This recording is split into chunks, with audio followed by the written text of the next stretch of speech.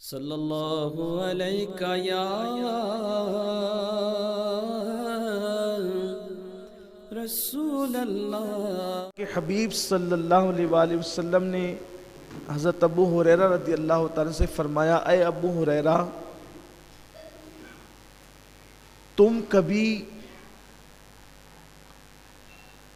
نماز جمعہ کو اور غسل جمعہ کو ترک مت کرنا۔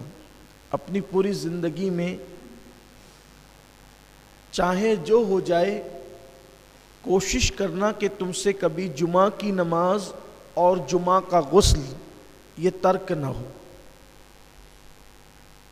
بلکہ اللہ کے رسول صلی اللہ علیہ وآلہ وسلم نے یہاں تک فرمایا کہ بلا وجہ صرف سستی اور کاہلی کی وجہ سے اگر کوئی جمعہ کی نماز چھوڑ دیتا ہے، نماز جمعہ ترک کر دیتا ہے، تو گویا کہ وہ اپنے گلے سے اسلام کا پٹا اتار کر پھینک دیتا ہے۔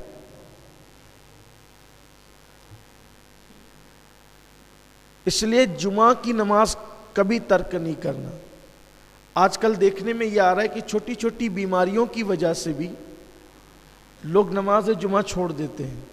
میں تو بیمار ہوں، بیمار کے لیے نماز نہیں ہے۔ اول تو نماز مرے دم تک ہے۔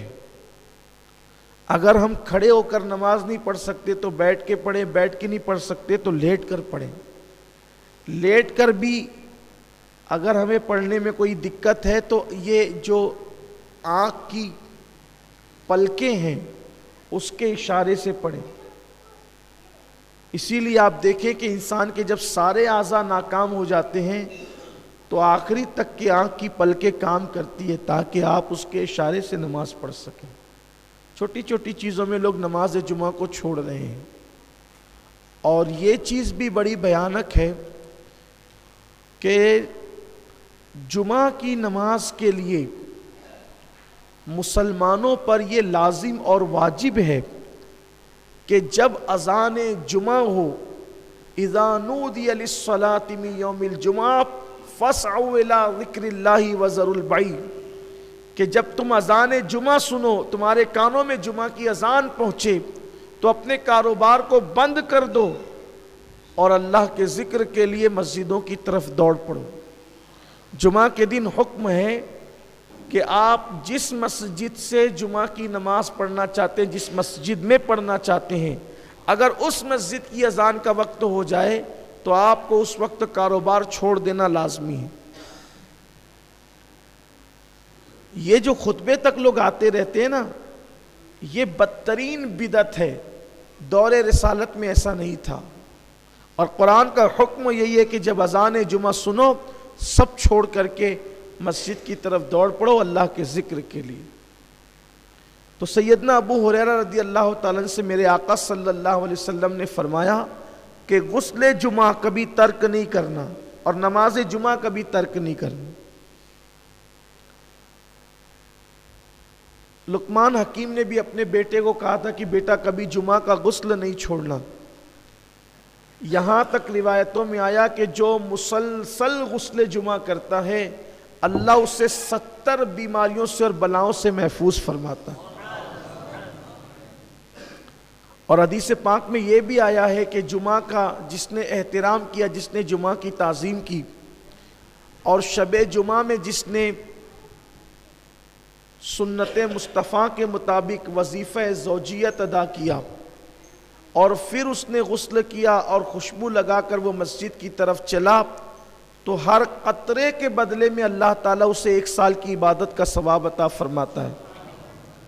اور جب وہ مسجد میں آیا اور لوگوں کی کاندھوں کو اس نے نہیں پھلانگا، حدیث پاک ہے کہ مسجد میں آیا لوگوں کے کاندھوں کو نہیں پھلانگا۔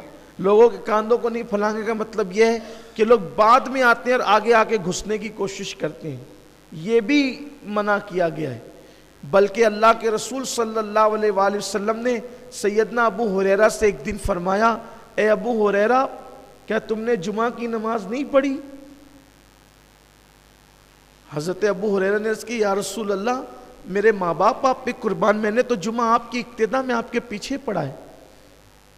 پھر سرکار علیہ السلام نے فرمایا ابو ہریرہ کیا تم نے جمعہ کی نماز نہیں پڑھی؟ پھر اس کی حضور میں نے تو آپ کی ابتدا میں جمعہ پڑھی۔ پھر اللہ کے رسول صلی اللہ علیہ وآلہ وسلم نے فرمایا اے ابو ہریرہ کیا تم نے جمعہ کی نماز نہیں پڑھی؟ تو پھر ان کو احساس ہو گیا کہ یا رسول اللہ صلی اللہ علیہ وآلہ وسلم میں تو آپ کی ابتدا میں نے جمعہ پڑھی۔ تو سرکار نے فرمایا کہ تم بعد میں آئے تھے اور تم صفوں کو چیرتے ہوئے آگے آ رہے تھے، جو ایسا کرتا ہے گویا وہ جہنم کی آگ کو پھلانگتا ہے۔ صفوں کو چیر کر آنے والا گویا کہ جہنم کی آگ کو پھلانگتا ہے۔ تو جو جمعہ کی برکت ہے، نماز جمعہ کی برکت ہے، تو صفوں کو چیر کر اور پھلانگ کر آنے والوں کے لیے ڈر ہے، خدشہ ہے کہ کہیں وہ جمعہ کی برکتوں سے محروم نہ ہو جائیں۔ اس لیے بعد میں آنے والوں کے لیے ضروری ہے کہ ان کو جہاں جگہ ملے وہ وہیں بیٹھ جائے، صفوں کو نہ پھلانگے۔ اور پہلے آنے والوں کے لیے ضروری ہے کہ وہ آئیں تو اولین صف میں بیٹھے تاکہ پیچھے سے آنے والوں کو پھلانگنا نہ پڑے۔